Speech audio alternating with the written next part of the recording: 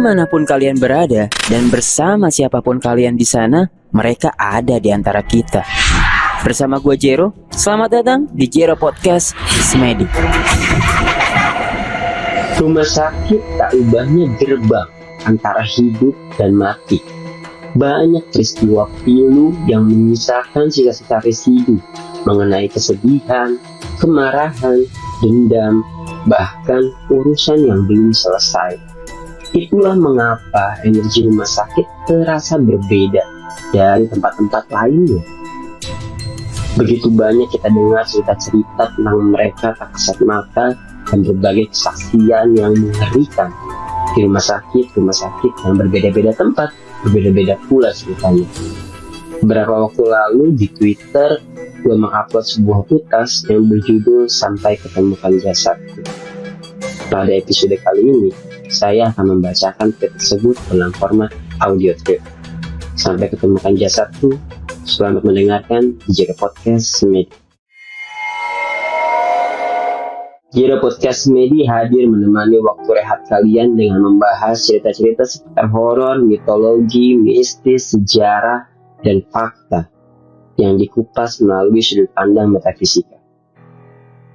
Mari kita mulai.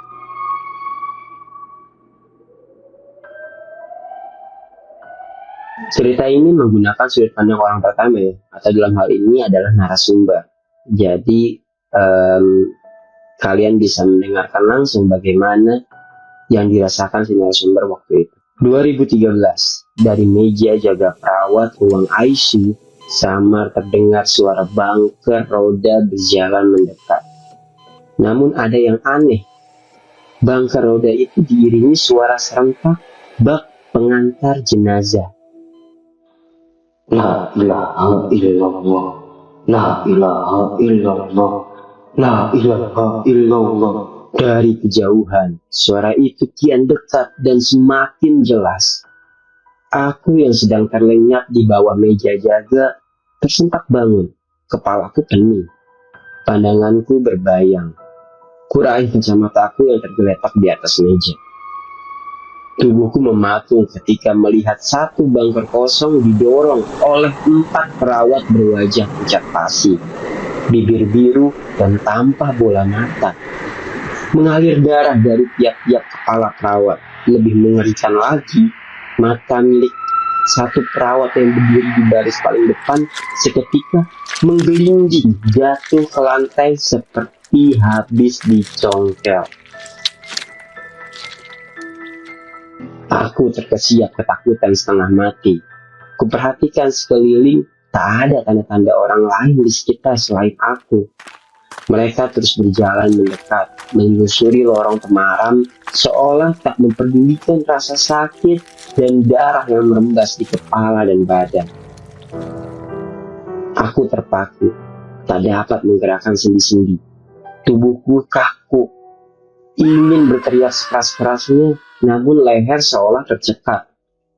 Aku hilang kendali diri. Panik dan takut menguasaiku sepenuhnya.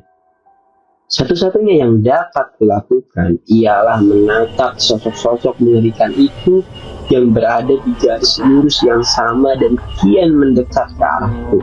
Seraya mereka hendak menjemputku untuk naik ke bangker kosong yang mereka bawa. Gilanya, mereka juga terus mengucap kalimat doa yang biasa dilafalkan para pengantar jenazah. La ilaha illallah, la ilaha illallah, la ilaha illallah. Bisa kalian bayangkan bagaimana posisi aku saat itu? Satu-satunya yang kuingat hanyalah wajah ibuku di kampung halaman yang belum sempat kunjungi. Langkah mereka semakin cepat, menggaung suara tawa memekik dari berbagai arah.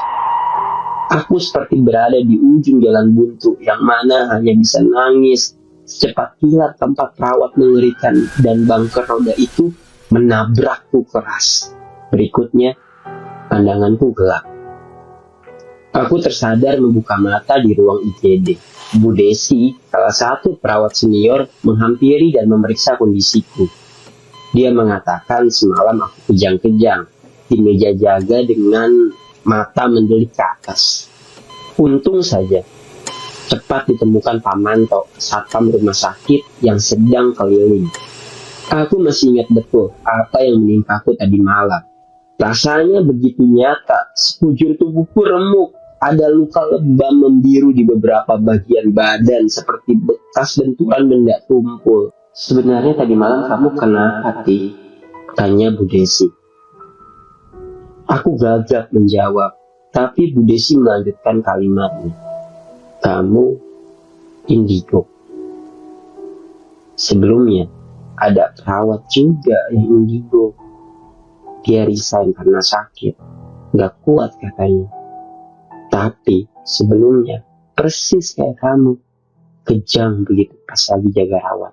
Aku menggeleng pelan, menyangkal entah mengapa aku tidak suka dan merasa tidak pantas mendapat predikat sebagai anak indigo. Meskipun aku memang peka dan kerap bersinggungan dengan mereka yang tak kasat mata, namun kenyataan itu bagiku seperti hal yang memalukan yang harus kusembunyikan rapat-rapat. Lagi pula, aku bukan seorang praktisi. Mengontrol mataku sendiri saja aku tidak bisa. Ya kadang mereka terlihat jelas, kadang samar, bahkan kadang hanya suara aja yang kudengar. Aku gak tahu apa yang menyebabkan begitu. Namun yang pasti, sejak aku menstruasi pertama sampai saat ini, usiaku menginjak 24 tahun, aku masih belum bisa terbiasa dengan keberadaan mereka di sekitarku. Rasanya seperti aku bisa aja mati jantungan sewaktu-waktu. Aku memang terhitung baru menjadi perawat di rumah sakit ini. Baru beberapa bulan. Sebelumnya aku hanya berani bekerja menjadi perawat di sebuah klinik kecil, tak jauh dari rumah. Ya, kepekaanku terhadap mereka menjadi alasanku memilih bekerja di klinik. Bagiku kala itu, rumah sakit seperti tempat penyiksaan mental. Namun 1 tahun ke belakang aku merasa diriku sudah tidak lagi sepeka dulu. Aku bahkan sudah jarang bersinggungan apalagi melihat mereka. Paling parah aku hanya melihat gumpalan asap yang membentuk sosok, siluet bayangan hitam, dan suara-suara aneh yang masih bisa dihiraukan dengan headset.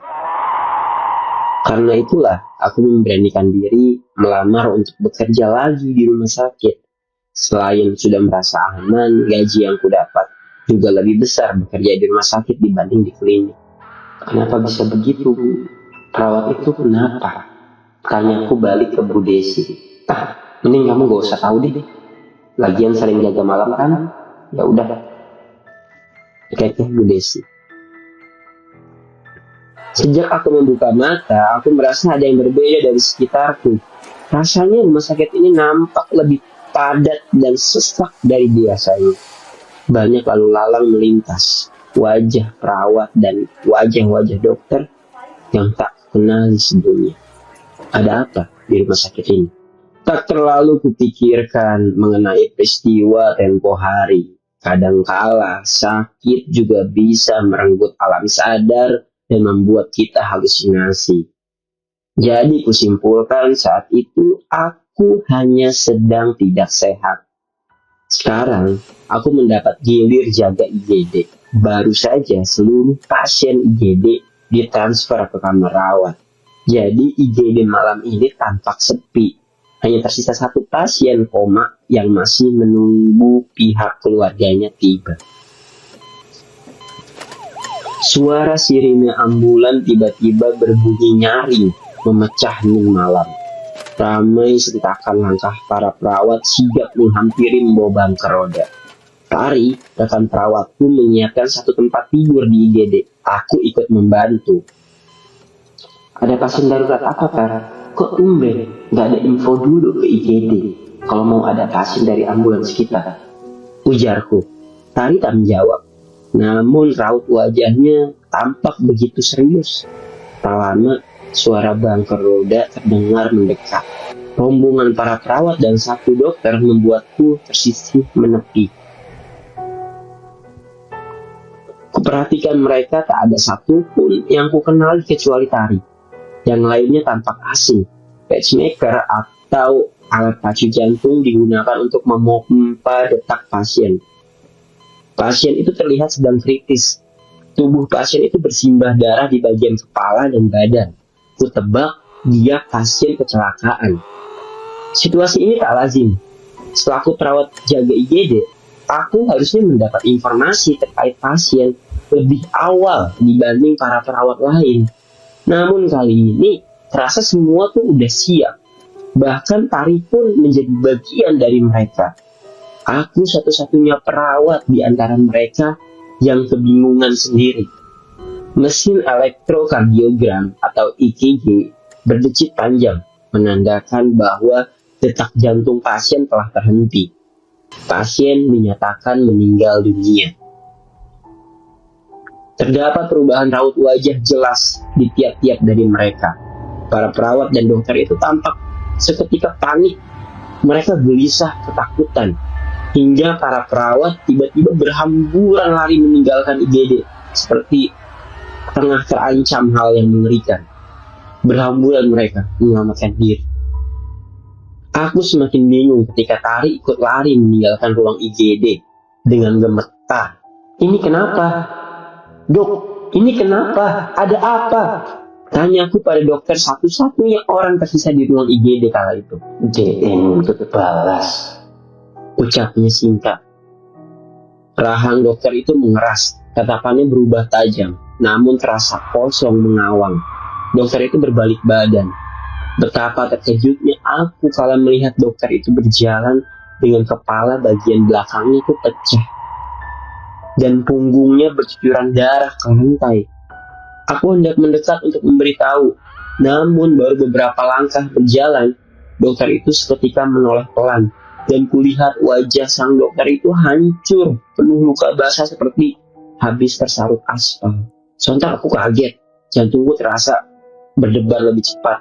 Aku ingin berteriak, tapi tenggorokanku tercekat seketika. Kaki-kakiku gemetar bukan main.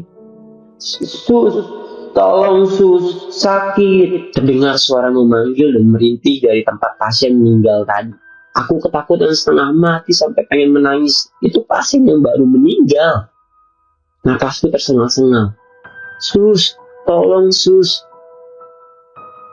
Dengan sisa-sisa tenaga yang kupunya, aku berjalan pelan memeriksa sumber suara.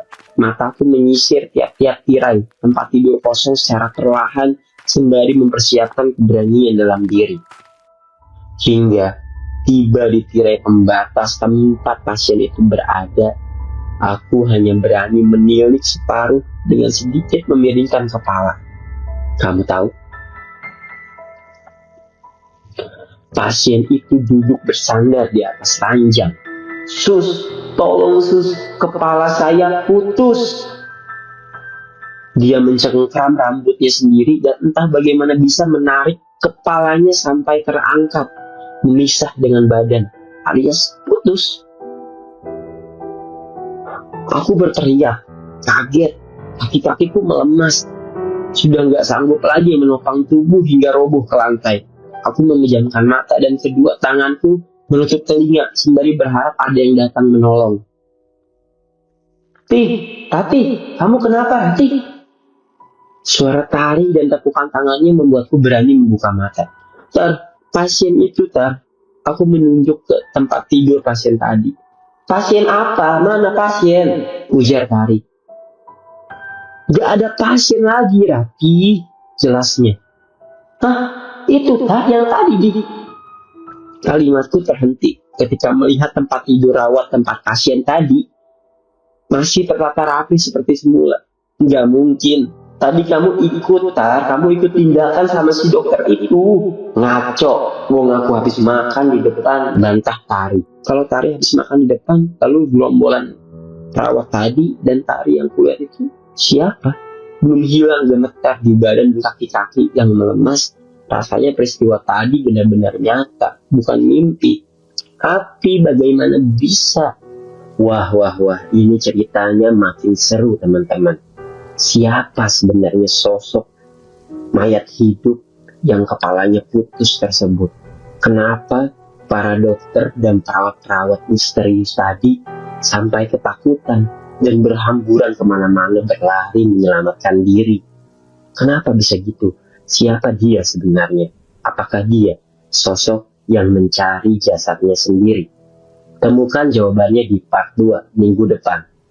Eksklusif hanya di Roof Audio Plus RCTI Plus. Gua Jero, sampai ketemukan jasadku part 2 minggu depan.